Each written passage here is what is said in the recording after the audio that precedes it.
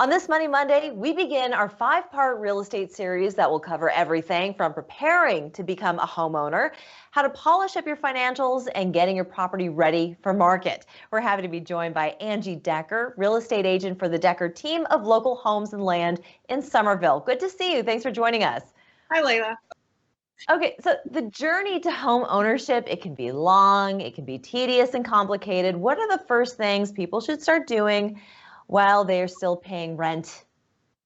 The first thing that Rick and I like to tell our clients when they come to us and say that we would like to buy a house is we ask them if they've gotten with a lender yet.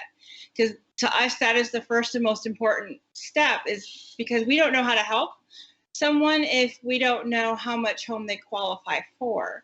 And a lot of people think, oh, I can't afford a house, or I can afford this much. But a lender, that's their expertise.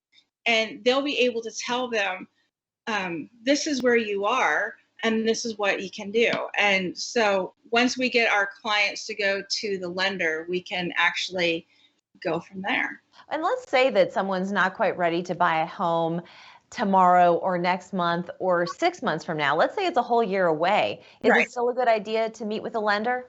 Absolutely, because a lot of lenders, they have tools within their network that they can use to help you set up a roadmap on what you need to do to get to where you want to be to purchase your home. Like some people, they might need credit repair. Some people, they just might have to accumulate maybe a little bit more credit or pay off a few more debts. There's so many things that are required of a buyer from the bank, and when it comes time to do it, it's like, oh my God, you have to go digging through things and resurrecting a lot of information that you kind of wanted to bury and forget for a while. Exactly. But it's not a good idea to do that. No. Let's talk about the down payment, because not everybody has a ton of savings. Right. Are there programs out there that helps people who may not have cash on hand to buy a house? There are. A lot of people think that you have to have 20, 30% or even higher amounts of the purchase price to save for a down payment. But there are programs out there for people that are very little money down, or even no money down. Wow. So, and there's even programs out there for our first responders that include firefighters, nurses, EMS, just anything like, there's the lender. That's another reason why we have our clients go to lenders, because they have that information, where Rick and I, we only have a snapshot of that. But the lenders, they do this every day, all day, and they know stuff that we don't know as realtors. I mean, they will be able to go and show them the best programs for them. And there's so many things under the sun, everything for first-time home buyers to senior citizens. So it really, you need to ask questions, but you have to know which questions to ask. And that's why we're doing this segment today. I'm curious about challenges for home buyers during COVID-19. A lot of people, they saw gaps in their employment. Is that going to negatively affect their ability to buy a home today? Some people have seen that issue, and we've seen that with a couple of people too. Let's say, unfortunately, during COVID, that they got laid off or permanently laid off from the type of work that they were doing at the beginning of COVID, and then that employer never opened back up. As long as they stay within the same type of work, it doesn't really negatively affect them, because it's still showing that they're in the same line of work. And you never know, in the next few months, there could always be some new legislation or something popping up to help people who do want to go and buy a home, but maybe suffered during the pandemic. This is a good place to take a break, Angie. When we come back, I want to talk about the fun stuff. I want to talk about the actual shopping part for a house. So let's do that in 2 minutes. Don't go anywhere. Sounds good.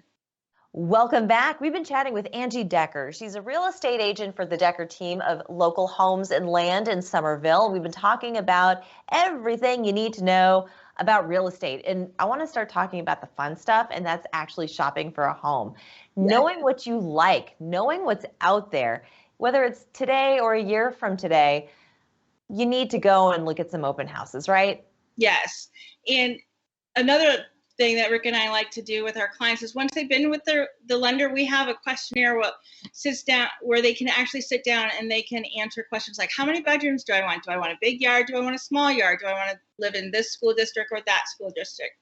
Just little questions like that. And then off of that information sheet, we can help them narrow down where they want to be. And then we can, once we know how much home they qualify for, we can actually start looking at either open house, and we can go with them, or they can go on their own, however they want to venture the open houses. And if there's something that they want to see that's not an open house that's for sale, we can get that set up and we can take them through. And you say that just because you qualify for a certain price of a home doesn't necessarily mean you should go for the max. Right. A lot of people think, oh, I qualify for $300,000 house. That's exactly what I want. But you also got to keep in mind, if, let's say, the water heater goes kabunk, you have to have the funds there to either get that repaired or replaced, or heaven forbid the HVAC goes out in the middle of August, so you want to have the funds for that too. So just because you've gotten the green light from the lender to go up to $300,000, it's not, you got to keep in mind that you don't want to be house poor. Mm-hmm. You want to be able to still afford your house and still have money on the side for little repairs and, going out with your friends and date night and stuff like that afterwards. And people should look at this as an investment as well. I mean, yes, when you buy a home, you think of it as maybe your forever place, or at least for a long, lengthy period. Are there certain things that people should be asking about to ensure that their time spent in that home is going to be secure, safe, pleasant? What are some of the little things that people should look out for? We encourage our clients to get the home inspection done. The inspector, again, we like to have people in our quiver that, that certain areas are their expertise, and the home inspectors are one of them, because they can go through and they can see parts of the house that we think it looks good, but they know they can crawl underneath it or into it, and they can say, oh, well, there's damage here, there's a leak here. And case in point, Rick and I had a client last year. We had this house that showed beautifully. It looked great, and the client put an offer on the house, and we were so excited. It was first-time home buyer, and so we were excited right along with them. And the inspector came, and there had to be like 4 or 5 pages of things that were major issues with this house. And and that just goes to show that, it can show very well, but there could be things hidden underneath the surface that you really need to watch for, like the wells, septic tanks. It could be a new roof, but it could still be leaking, things like that you need to be watching for. And you need to develop that eye, because nothing is ever perfect, and you don't know what you don't know. So when you walk in for the first time, you just start taking notes, maybe bring a pad and just write things down and then ask questions later. Angie, I want to thank you so much for joining us on this great way to start it off, get people's feet wet with the idea that they can go out and buy a home. So I want you to be sure to tune in next week when we talk about cleaning up your financial history, getting organized, and bringing up that credit score. We're going to do that next week. We'll be back in 2 minutes. Thanks, Angie. Thanks.